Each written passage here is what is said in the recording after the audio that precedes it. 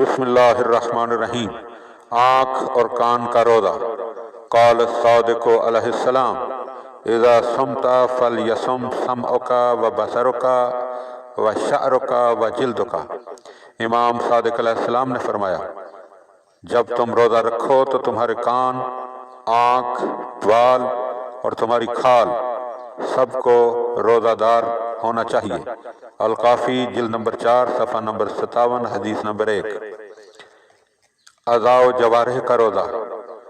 ان فاطمۃ الزہرا سلام اللہ علیہا ما یصنع الصائم بصیامہ اذا لم یصن لسانہ و سمعہ و بصرہ۔ حضرت فاطمۃ الزہرا سلام اللہ علیہا نے فرمایا، اگر روزہ دار اپنی زبان، آنکھ، کان اور اعضاء و جوارح کو محفوظ نہ رکھ سکے تو وہ اپنے روزہ کا کیا کرے گا، یعنی اس کا روزہ اس کے کس کام آئے گا۔ بہار جلد نمبر 93 صفحہ نمبر 295۔ ناقص روزہ۔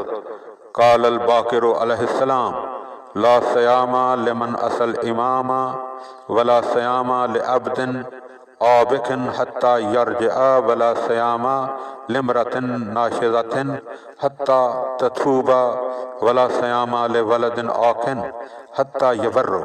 امام باقر علیہ السلام نے فرمایا، ان افراد کا روزہ کامل یعنی قبول نہیں ہوتا۔ جو شخص امام رہبر عادل کی نافرمانی کرے، غلام جو فراری ہو جب تک واپس نہ آ جائے، شوہر کی نافرمان بیوی جب تک توبہ نہ کرے، عاق شدہ فرزند جب تک فرما بردار نہ ہو جائے۔ بہار الانوار جلد نمبر 93 صفحہ نمبر 295۔ بے قیمت روزہ۔ قال امیر المومنین علیہ السلام کم من صائم لیس لہ من صیامہ الا الجوع والظمأ وکم من قائم لیس لہ من قیامہ الا السحر والعناء۔ حضرت امیر المومنین علیہ السلام نے فرمایا، کتنے روزہ دار ایسے ہیں جن کا روزہ بھوک اور پیاس کے علاوہ کچھ نہیں ہوتا، اور کتنے شب زندہ دار ایسے ہیں جنہیں قیام یعنی نماز سے صرف شب بیداری اور تھکن حاصل ہوتی ہے، یعنی انہیں کوئی فائدہ حاصل نہیں ہوتا۔